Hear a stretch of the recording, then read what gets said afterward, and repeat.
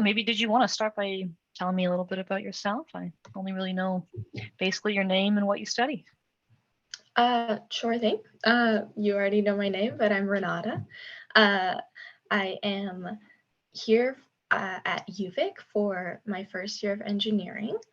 Yeah, I grew up on Vancouver Island, so I'm actually not too far from home, which is nice. That is awesome. But yeah, how about you? I'm also not far from home. So I was born just outside Halifax. And I don't know if you know where Peggy's Cove is, but basically right there is where I'm from. And then I've moved around a little bit, lived in Montreal for a while, and then came back. I recently moved back to Lunenburg. Yeah, working as an engineer, own a house now, so that keeps me very busy. Have a cute dog. Those are the highlights, I guess. Awesome.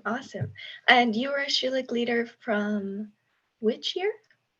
2014 was the year that I won, and then 2018 was when I graduated from my degree.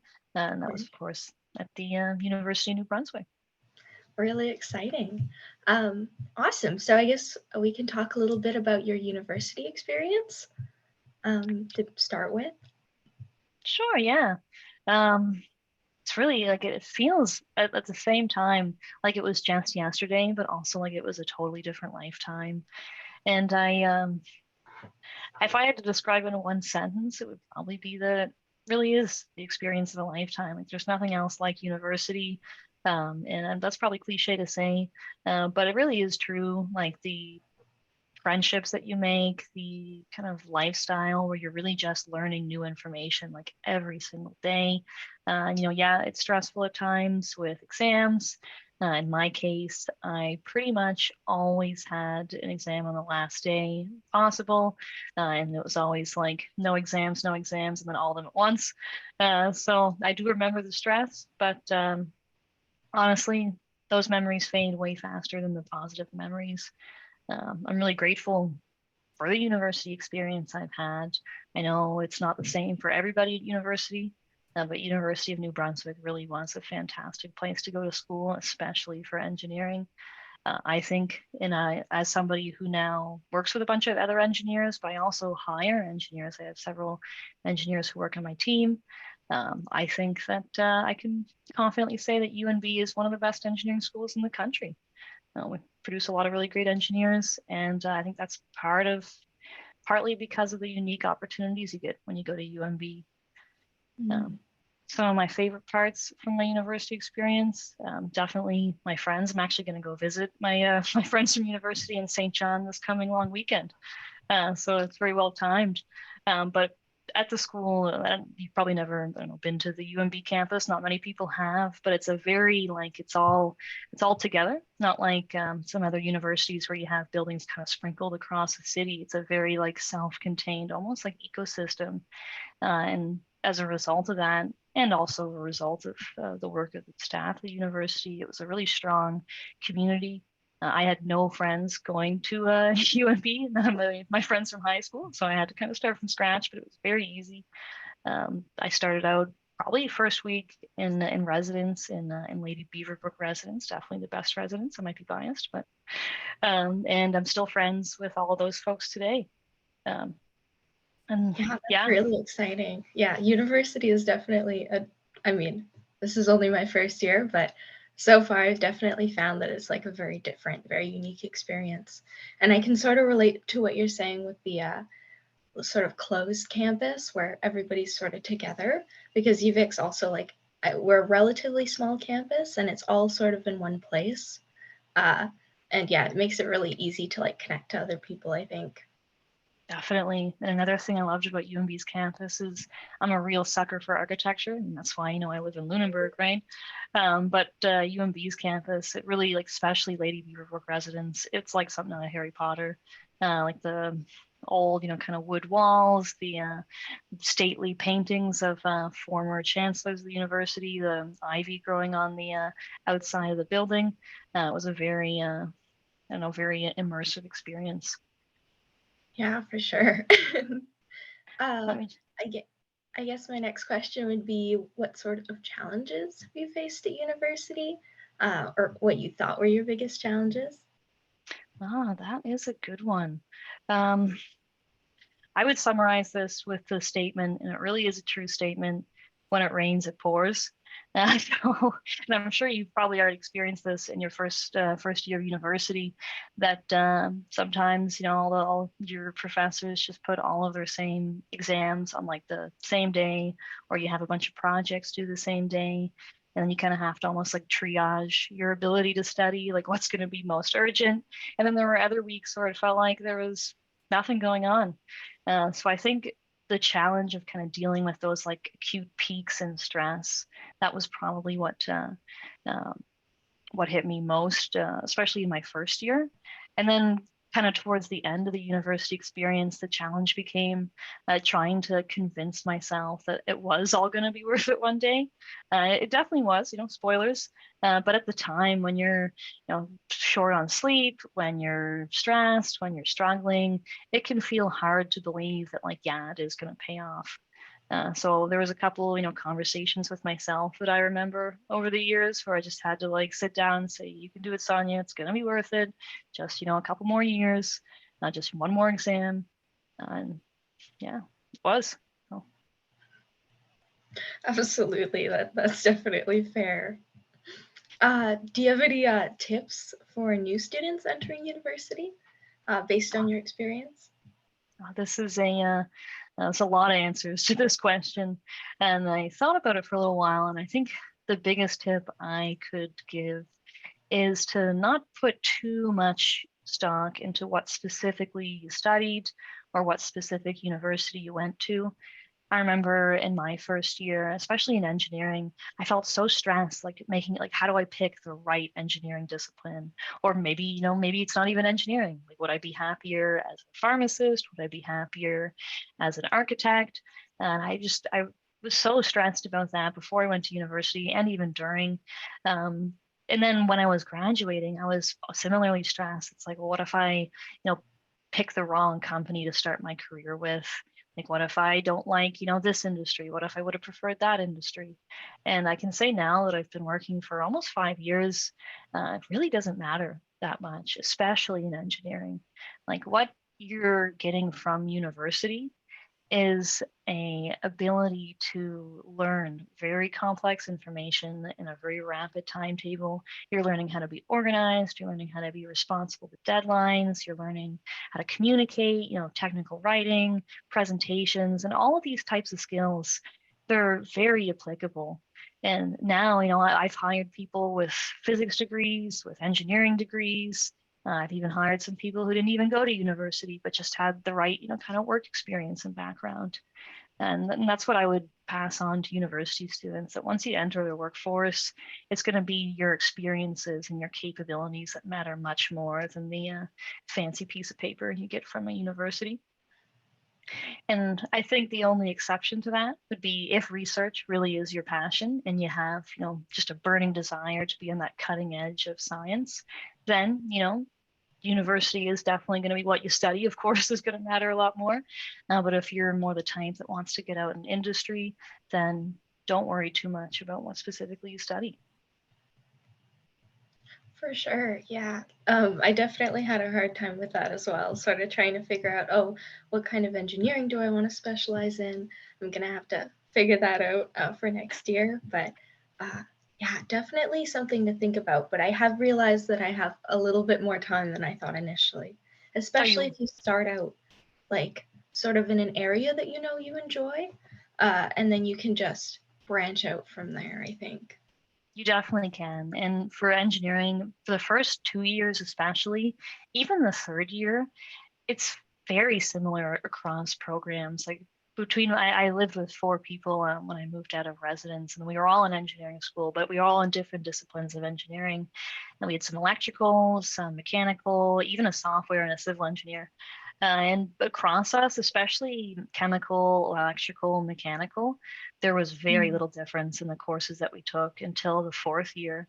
And that's when you get into the more applied courses. But like the physics, the fluid dynamics, the even the chemistry that you take, the math, of course, it's the same. So it is Mhm. very easy to change up until your final year. For sure. So what do you think sets you apart from your peers, or has, like, going into university and probably working afterwards? Any skills or anything like that? This is a very difficult question. You know, it's hard to know what's going on in the minds of other people, right? And it's also hard to put yourself in someone else's shoes and kind of imagine all the things going on in their life.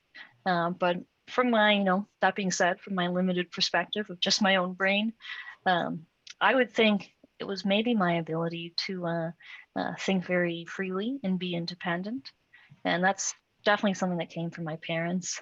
They taught me to never believe in anything simply because, the crowd is believing in it. My mom was definitely the person who would say, like, oh, if your friends were all going to jump off a bridge, would you jump off a bridge too? And, when you're a child, like that's a very obviously rudimentary example. But just kind of being taught to think critically about what I was seeing or being told, and then to come to my own conclusions. Not only did that kind of put me onto a more unique life path, it also, I think, taught me a lot of just good, thinking skills, I guess. Like if I'm told something, I'm going to analyze it, right? Like, where is this information coming from? Why is that the answer?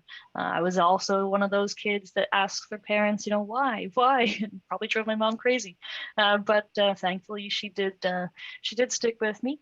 And now I have that kind of analytical mindset that I apply to, of course, to university, but also to my job. Of course, that's a very important part of being an engineer is being able to take something that you're being told and actually analyze it to see what is the truth, and maybe is there a better way of doing things that have been done a certain way for I don't know, all of history, right? That's where the most amazing innovations come from.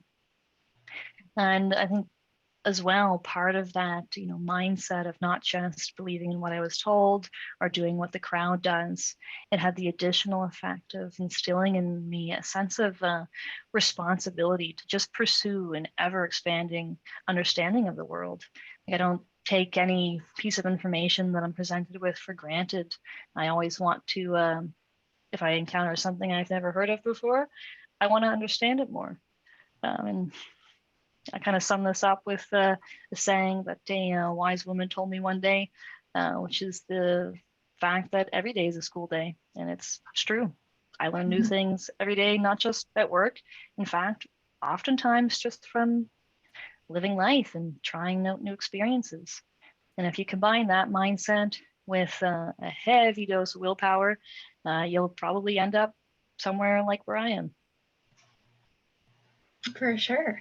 Speaking of experiences, I read on your LinkedIn that you got to go to Germany and study there for a while. And I was wondering if you could tell me a little bit about that experience and about maybe what you learned or what your favorite parts were, anything. Yeah, I would love to. Before I had that international study, it was, I guess, a work abroad experience. So I did like instead of doing my co-op, locally in Canada, I did an internship with a company in Germany with Halifax specifically. They make like car parts for everything from Mercedes to Daimler, and many other European car brands. And before that, I had almost no international travel experience. Like I had been to Disney World, I had visited my aunt in Boston, and that was pretty much it. Um, so when I had the opportunity to go abroad, it really felt surreal. Like I even like a week before I was about to fly to Germany, I remember thinking to myself that like surely this can't be real. Like it must be, I don't know, some sort of joke or like a dream. And it kind of was a dream in a way. It gave me a whole new perspective on what life had to offer. And I know that's probably what everybody says about a travel abroad or work abroad experience. But it really did. Like, again, aside from those limited experiences in the United States, my life had pretty much been contained in the maritime provinces of Canada. And while it's great here, I love living here, a lot of really amazing people here. I just had no idea really what the rest of the world was like. Like I've seen it in TV, I'd read a lot of books that take place in other countries, but even traveling, you don't get the same perspective as you do when you live somewhere. And that's why I would really recommend work abroad or studying abroad over any sort of just, taking a month off and visiting a place, like having to grocery shop, having to take public transit, having to navigate like another country's like healthcare system. These are all things that you would never do or probably wouldn't do as a tourist. But when you live there, you do. And then you get to see that like, there's, like a little over 200 countries in the world. All of them are vastly unique from each other. When I was living in Europe, I visited over 20 cities across 8 countries, and that barely made a dent in the amount of countries just in Europe alone. But even still, I experienced so much art, so much culture, so much great food. And traveling alone as well, I got to meet so many amazing people from United States, from the UK, from Australia, Italy, Eastern Europe, just everywhere. Um, yeah, my favorite part, and you asked that too, uh, probably the architecture. So, like I said earlier, I'm a big architecture nerd. I really love classical music too. And in Europe, you can go to like a symphony for pocket change, right? There's just so many options. And just walking around anywhere in the city, even in a place like Stuttgart, which is where I lived, not exactly known internationally for its architecture, but it was still beautiful to me coming from, a North American city that's, Halifax is great, but architecture is not really its strong suit. Yeah, I would highly recommend if you do get the chance to go. Oh, I almost forgot. Um, One of the things that this travel experience left me with was it's been, I guess, 6, 7 years now since I've worked abroad, and I've traveled a lot since then. I really did kind of get I don't know, just a passion for being able to see new places. Like now that I know how different Germany is and all the other countries that I went to, it really just begs the question. You get that curiosity, like what's it like in other places? And I kind of liken it to video games. I don't know if you're a gamer yourself, but I played a lot of video games growing up. Still play a fair amount of video games, and I was the kind of person that would have to 100% the video game. I wouldn't leave any achievement uncompleted, any part of the map unexplored. And in a similar vein, it seems like crazy to me to leave the world map unexplored, right? Like I probably won't be able to get 100% of the world map in my life, but I hope to get as close as I can. Yeah, for sure. Especially like hearing that like you got to travel sort of alone and like experience a new place independently. I feel like that's really cool, and I think that's something that can really like show you like a different way, like a different mindset a little bit, and sort of like help you explore more freely. Um, but yeah. Absolutely. And it teaches you to be so independent too, especially in a country where I, of course, don't speak German. I speak a little bit of German now, but having to live somewhere where I didn't speak the language, I was a little nervous at first. And Germany is an easy place for it because pretty much everybody you're going to encounter speaks English, which is something that we're, I guess, as native English speakers, very privileged to be in that position.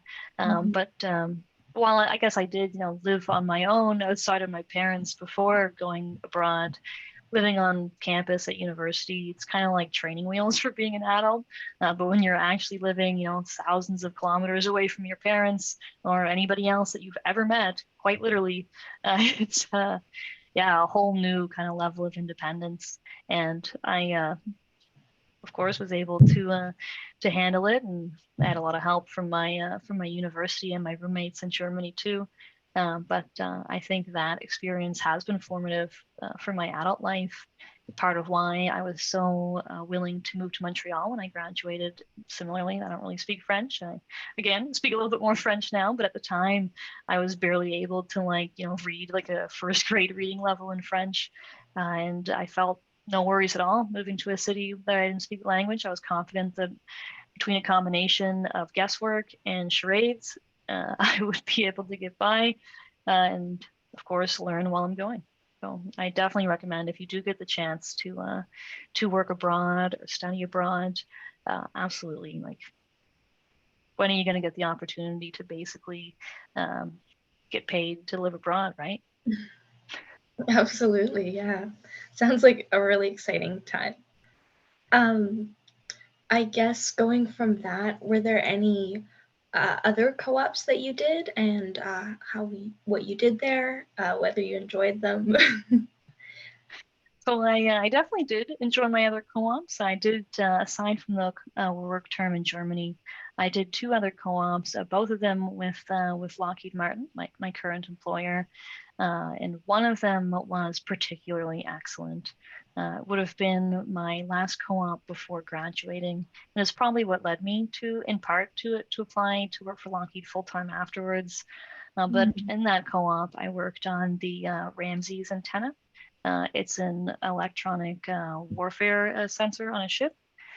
So I can't share too much about what it does, but one of the things that I got to do as a co-op working on the project was make a 3D model of the antenna, and that was a lot of fun. I got to we didn't have any drawings of the antenna because of how old it was. So I had to go to the lab where we did have a real version of the antenna, and actually like measure with calipers and rulers and such myself all the parts of the antenna, and then go back to my computer, load up SolidWorks, and then build model whatever I just measured. And yeah, I also had a great team working on the Ramses program. I had two other awesome co-ops, and of course, all of the people who I was reporting to that were really helpful. I learned a lot about coding and Visual Basic as well. So super kind of like advanced Microsoft Office using, which doesn't sound super exciting, but I don't know. I really enjoyed it. I didn't really get much coding experience outside of MATLAB, taking chemical engineering. So Mhm. getting to try my hand with that was a lot of fun. Um, and as for why I chose Lockheed Martin for my co-ops, I did look at a couple other places. Of course, being a chemical engineer, um, the kind of petroleum industry was the natural choice, especially in New Brunswick, where you have, the Irving Oil Refinery right there in St. John. But there was two reasons that made me particularly attracted to Lockheed Martin. One of them is, of course, that they make probably some of the coolest technology on the planet. From warships to fighter jets, missile systems. They've also are the only company to have ever produced a spaceship that has landed on the moon. That's a pretty cool fact. Um, who wouldn't want to work on technology like that was kind of what pulled me to them. But also from my time in my co-op with Lockheed, it became very apparent to me that they promoted people based on their performance, not some, arbitrary rules about how many years of experience you had there. And that wasn't really the case for a lot of the oil industry. So for someone like myself that was, confident in my abilities and my work ethic, and very motivated, I was very drawn to a career where I could advance, really just as a function of how hard and I'm willing to work and how quickly I'm able to learn. And it's been a great 5 years. Good to hear. So what does your current work at Lockheed Martin look like? And maybe if you could tell me a bit more about that, leading from sort of like taking those co-ops, realizing that that's a job that you've found like to be interesting and something you wanted to pursue, uh, and yeah, wanting to, I don't know, continue with the company and do different projects with them. Definitely. So I'll give you kind of the timeline, the summary of my career with Lockheed so far. So I started my full-time employment with Lockheed, working mostly in internal research and development. So I had a couple of smaller projects. One that particularly stuck with me was one in kind of cloud networking. So you can see that I've done some pretty big jumps in my career in topics from working on car parts in Germany, where material science and corrosion was what I was specializing in, to electronic warfare, and then to cloud computing. But like I was saying earlier, really what matters is your ability to learn, your ability to be organized, to communicate. You can pick up the fundamentals of cloud networking uh, just as quickly as you might have learned thermodynamics in school, right? Mhm. So that was where I started, and it was a very independent way of working. Like it was just me. I didn't have a team. I didn't really work on a team. I had one person that I reported to and could go to for advice and for questions, but it was pretty much just me and my research project, which was, to be honest, a lot of fun. I kind of miss it sometimes. I was able to actually go to the lab where we have all these, computer racks and actually just try things out. Like I was learning kind of as I was going about networking technology. So just getting to go to the lab, see if something works, maybe it doesn't, go back to the drawing board, and then when you actually do get whatever it is you were trying to implement to work, super rewarding. Um, and then from that experience, which was probably only about 8 months, because I performed pretty well and worked very independently in that role, I was given the position as kind of the total ship infrastructure lead for our joint support ship program. And this, I say lead because it was pretty much just me. Occasionally, I had an intern or another resource working for me a little bit, and then I had the same folks that I would report to and ask, for questions should I ever need help. But that was a great experience. It was a very, very small program. The Joint Support Ship, it's basically just a large supply ship tanker, more or less, for the Canadian Navy. So I'm really happy to have had that experience because normally, like a large scale program for the Navy is going to take decades. But because this program is small, I got to see a lot of the stages of a large scale engineering project pretty rapidly. I got exposure to everything from working with your customer to understand their requirements to doing your design work. Hardware design was specifically what I was working in, the hardware for the combat system. And then, through the build of your design, and that's really satisfying, like seeing something that was previously just a 3D drawing or a 3D model, sorry, become a actual piece of like, metal and that's you can touch and you can interact with. That was a very satisfying experience that I hadn't had previously.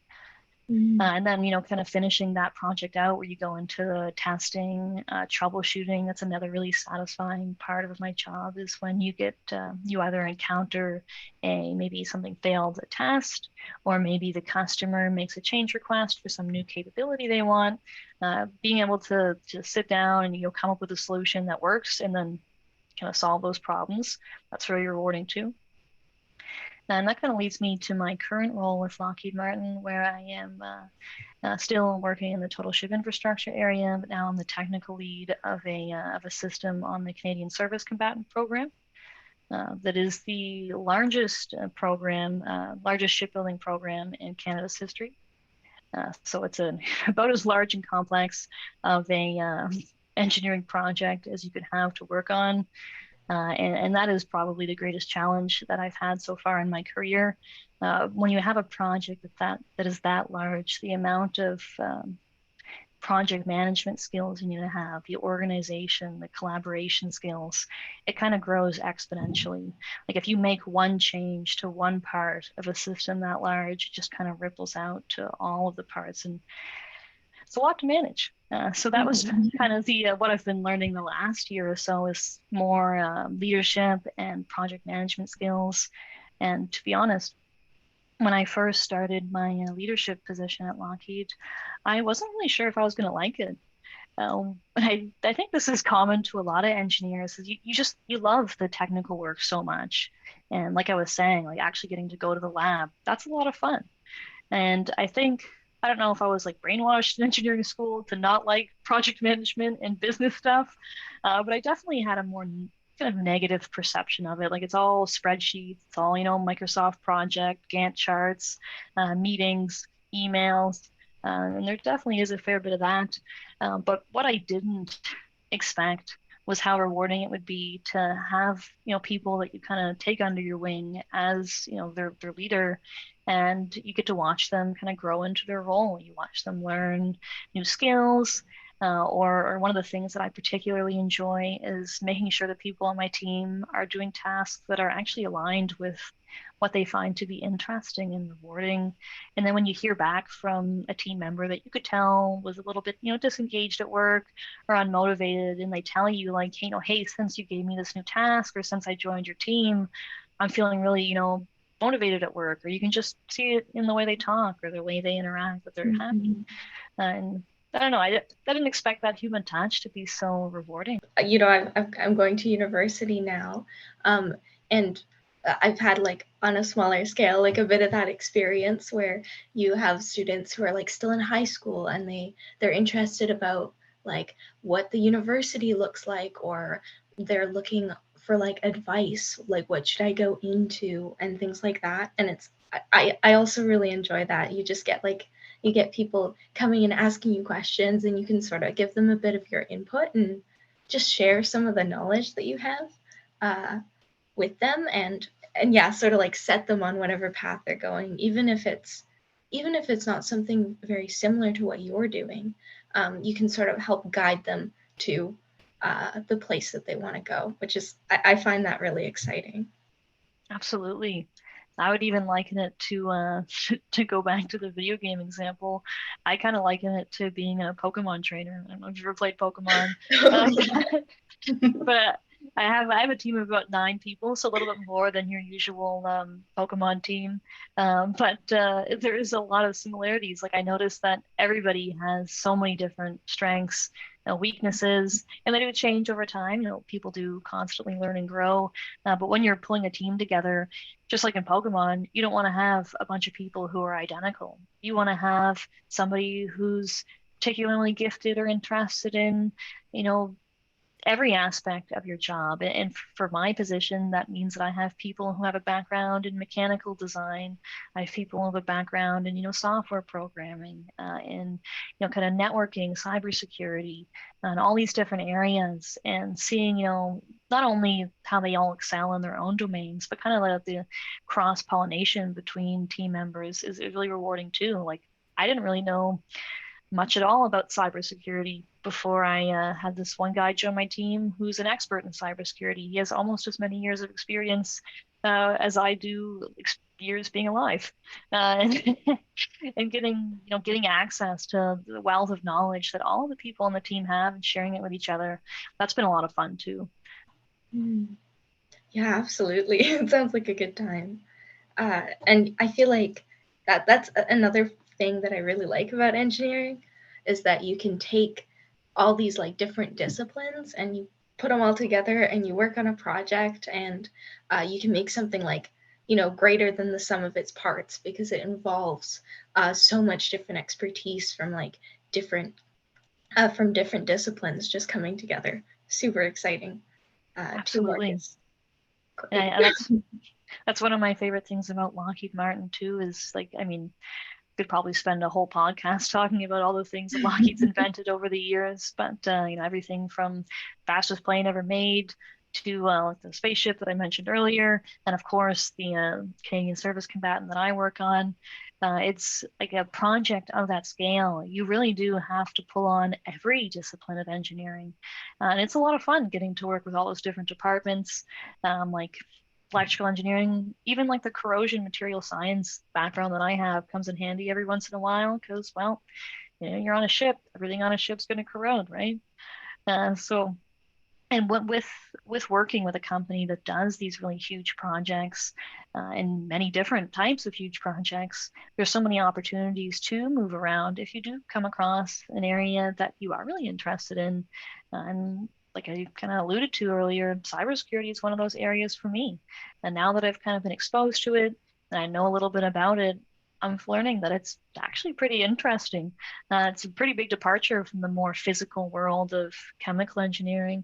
But yeah, just knowing that I have the opportunity to branch out into different projects like that. If I'm interested, likewise, if I wanted to go more into coding, that could be an option too. That is one of the bigger benefits from working for a company like Lockheed.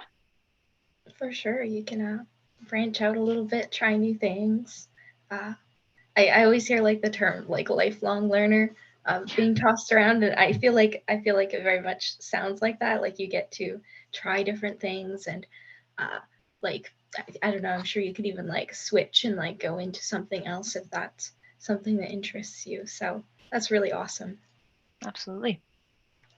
I guess going from how you talked about being a leader, What's your experience with that? You said that you ended up liking it more than you would have expected. I guess, like, were there any like challenges that you had with that?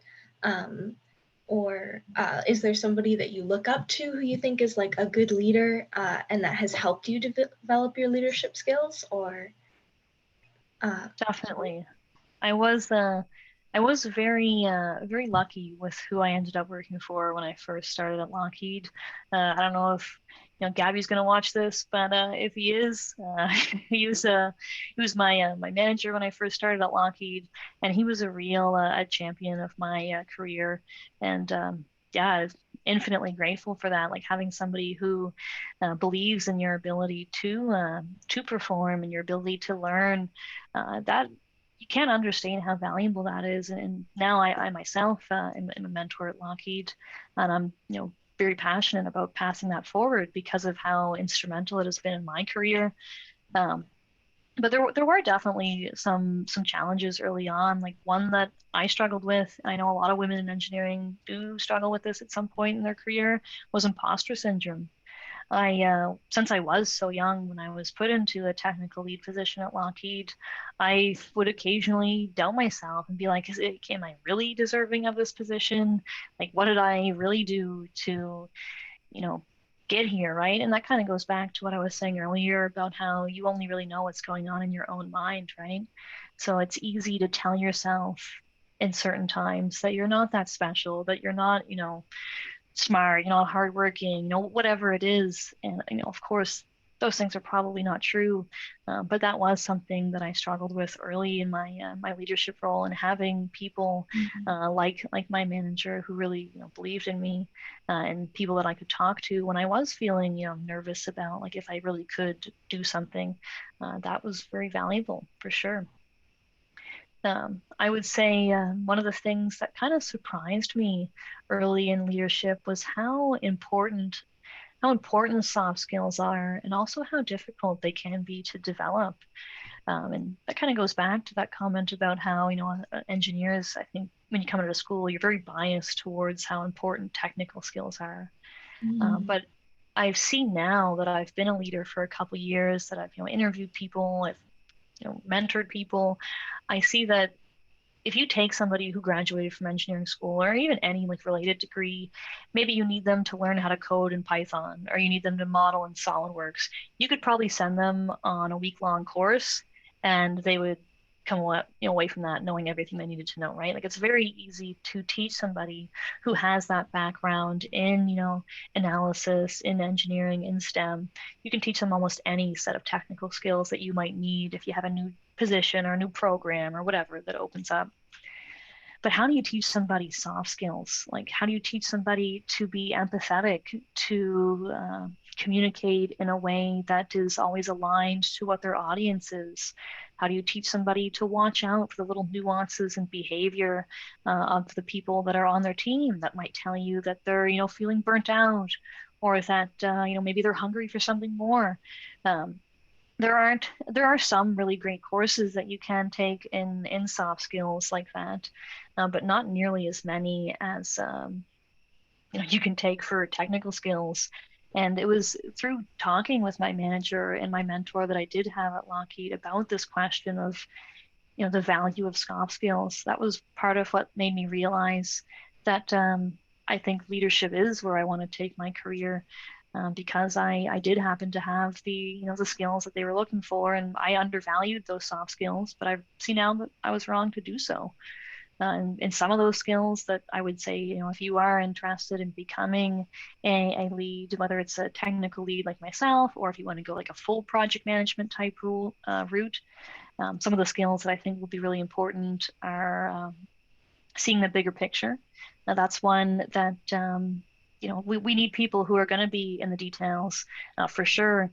But being able to look at a large project like a warship or like an oil refinery or any sort of like huge engineering feat like that, it's not very common that you find people who are able to take that 10,000-foot view and see how all the different parts of the system work together.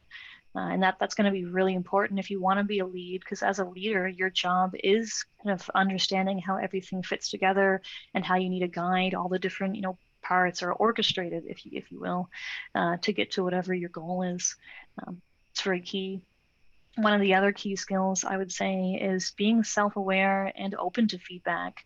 Um, Nobody is born knowing everything, of course. And if a colleague, whether there's somebody above you, especially if there's somebody above you, if they're going to take the time to sit you down and explain to you a mistake that you've made, they're doing that because they believe that you can get better. And it's the same with somebody who works, who's a report to you. If they are going to give you feedback, it's because they trust that you are, working with them with the best intentions of, doing your job as best as you can. So, and it takes a lot of courage to tell somebody that you report to that, they maybe made a mistake. So being open to that and actually appreciating that feedback, that's going to be a really important skill if you want your career to advance quickly. And then kind of the other one that I would mention, and I think this is probably a given if you're a Schulich leader, but being self-motivated, especially in a large corporation, you're going to find that one of the challenges early in your career is just getting access to the people who you report to. They're going to be super busy, and especially if you're a new hire or an intern, getting a time in their schedule when they might have 8 hours of meetings a day, it's going to be hard. So there will be times when you don't have uh, access to direction on what specifically you should do, and being confident enough to kind of motivate yourself and take a stab at your own idea on how something should be done. That's really important. And even if you're wrong, even if the first idea you had wasn't quite right, I think that the people around you are going to appreciate that you actually, trying to do something instead of just sitting and waiting for the answer to be delivered to you. For sure, yeah. Especially like working on such like large scale projects. Like, I used to be a sea cadet, so I got the chance to go on deployment on the HMCS Calgary. So Awesome. yeah, so we got like a tour around and we got to see what everybody's different jobs were, and like looking at a ship of that size, like absolutely there are so many like moving pieces that you need to like I don't know, like even making like one part of that ship, I would think would take so much time and so much planning, and you'd have to look at like all the possibilities around that. So yeah, like absolutely. Oh yeah, and Um, there's so many unique challenges too. Like, being on a warship, you have to consider things like extreme shock and vibration that you wouldn't probably have if you were designing something that's going to be on land. And then, of course, there's the corrosion that I mentioned. There's also things like electromagnetic interference. And these are things that, as a chemical engineer, I barely knew what the word meant when I was graduating. But now I know what all of these things mean. And I don't know, it's kind of takes you back sometimes to look at how much you've learned. And it feels like once you've learned something that it's almost obvious. It's like, oh, I always knew that, but you didn't, right? And you learn so many new things, both in university and outside of university. And yeah, it's I think one of the most exciting parts about life. Yeah, for sure. I feel like looking back, even at like, I'm taking like my second calculus this semester, and I'm thinking back to like my past classes, and I'm like, whoa, how did I like not get that right away? It was so easy. But yeah, I feel like you definitely gotta like sit back, remember that like you're in a different place, right? And the more you learn, the more background you have for learning other skills. And I feel like that again like sort of leads you to different places. Um, but yeah, Absolutely. for sure. You have to give yourself credit too. Like, you've already learned so much in on an extremely tight timeline. Like it's looking back, it's actually almost insane that we try to do engineering degrees in 4 years because there's just so much between the labs, the math, the science, the extracurriculars, just having time to sleep if you can.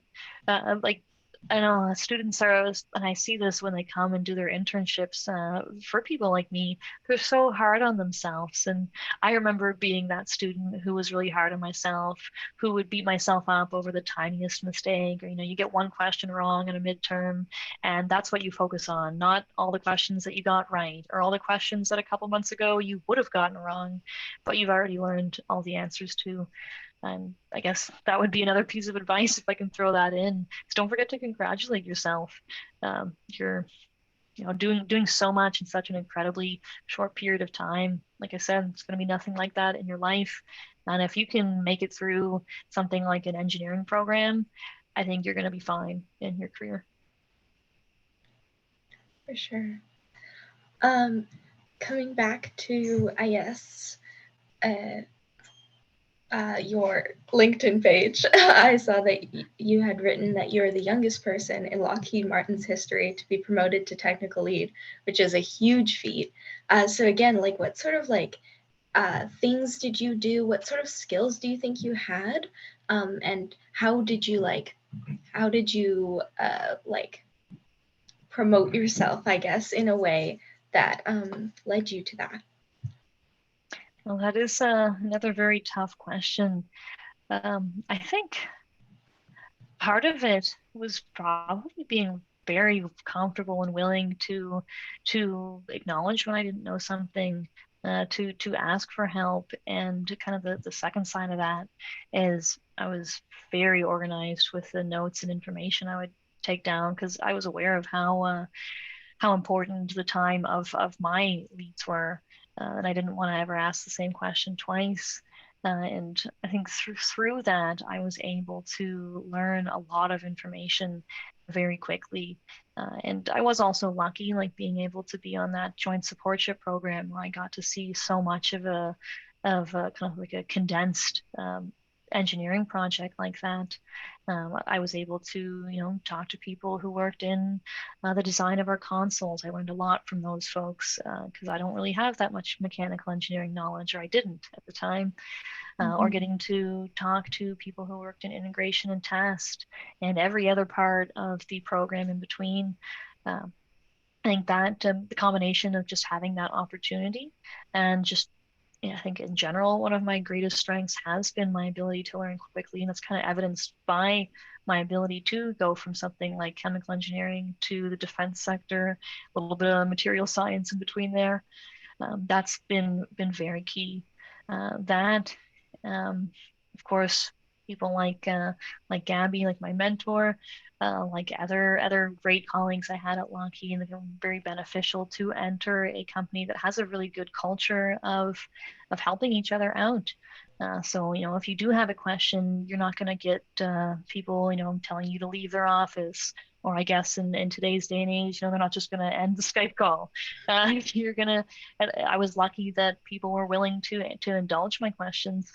And then I think that was kind of like the core of it. And after that, it was I don't know, maybe I don't know. I wouldn't say I was ever super confident. Like I mentioned, I did definitely feel a little bit of imposter syndrome, but I never let my doubts get in the way of doing something. I was okay with, the thought that I might make a mistake, and I have made mistakes, and I definitely will make more mistakes, but not letting that get in the way of taking on a challenge that is new to you. I think that's very important. It's one thing to be offered the opportunity to do something that's outside of your comfort zone, but actually taking those opportunities every time you get them and not letting any of your self-doubt get in the way, that's very, very important. I would also say remote work has helped a lot with being so young and in a lead position. I guess with one exception, every single person who has worked for me over my I guess about a little over 2 years of being a lead now has never met me. Only one of them has met me. And that's it's pretty wild to think about. Like some of them I've seen as like, my corporate kind of photo, but it's hard to tell just from someone's face how old they are as well. And it's kind of been liberating. Like most of the time at work, we don't do video calls. We just call with audio, right? Because you might be sharing a diagram on your screen or sharing an Excel sheet. So you don't even really see your colleagues very much. And that might sound kind of sad, but honestly, we have a great team culture, and it's been very, like I said, liberating to be able to work with people and know that they're going to judge me based off of the words, off the ideas that come out of my mouth, not preconceived ideas about what people who are my age might know or not know, or what they might be able to do. It's been, yeah, definitely. I think that might have helped too. At least it helped with my own my own confidence, knowing that nobody really knows, how old exactly I am in my position. Um, I think it is a really deep question. I guess I'm not sure entirely why I was given this position. I didn't get the out brief on it, but it would go back to those skills that I mentioned earlier too, like being self-motivated, being very open to feedback, uh, embracing those soft skills that are quite rare in engineering, and seeing the big picture. Those have all helped me become a technical lead where I am responsible for a system. I am responsible for, orchestrating the work of my team. I'm responsible for making sure that my team's able to do their work. And part of that is, making sure they have the right access to information, or that they have, coherently described, task assignments. Part of that is also making sure that they're not burnt out or disinterested in the work. Um, yeah, I think No, I think absolutely. that's an answer. Absolutely. No, that's a very impressive feat. um, I guess now that you're out of university and out in the workforce, do you have any advice for university students who are just graduating and entering the real world for the first time? I definitely would. Um, One easy one would be to I highly recommend taking a little bit of time off after graduating university before you start your job if you have the luxury to. Put the start date for your job a little bit after your graduation. It may not sound like something that you might be like you're going to be so excited when you graduate to get started in your career. And I know I was in that position. I had about a month between my last exam and when I started work. And in hindsight, that was probably going to be the last month off that I had in my life, maybe until I'm 65, hopefully sooner. But I do wish I had taken more time to indulge in those, those hobbies, those passions that you probably had before you started university and probably didn't find much time to do when you were in university. I kind of wish I'd taken more time to do that. Like for me, that's sewing. That's a passion that I've gotten back into more recently. When I was younger, my mother, she used to always, make Halloween costumes for me and my sister when we were kids. And it was a lot of fun when I was a teenager, to kind of begin to learn how to do that. But then when I went to university, I had no time. I didn't have a sewing machine in my residence. Wasn't on the top tier list of things to bring. Now I've gotten back into it, but things like that, like I kind of wish I'd taken more time, maybe 2 months, maybe even three if I was feeling luxurious, just to kind of refine what it is that makes you happy in your personal life. I think especially for people who are high achievers in university, it can be too tempting to just pour yourself fully into work, and to kind of fall into that workaholic trap. And I think it's probably better for your career in the long term to reconnect with all those things that made you you before you had to spend every waking minute in university. Um, and kind of with that, my advice to people who are still in university would be to not pray your time away in university. It is going to be very stressful. It is probably going to be terrible at times to get through all those assignments and exams. But there are so many unique and positive aspects of that university experience that it would be a shame to try to rush to the finish. You're gonna forget all the stress. I think it took me maybe a month or two until I stopped, having like nightmares about exams, but then it's gone. It never came back. But you will remember all the good things. And then as for folks who are making that transition from university to the workforce, I would again remind them that it's okay to change your career. I remember when I was graduating, I had two job offers at the time, and I was very fortunate to have, one, let alone two. But I was so stressed about making sure I picked the right one, and they were pretty different. One of them was in the petroleum industry, and one of them was, of Mhm. course, where I ended up at Lockheed.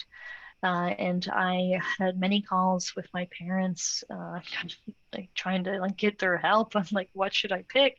And I remember them almost laughing at me. They're like, "Why are you so worried? Like, maybe you try one of these jobs for 1 year, for 2 years, for 5 years, and then maybe you don't like it. Like, you can always change."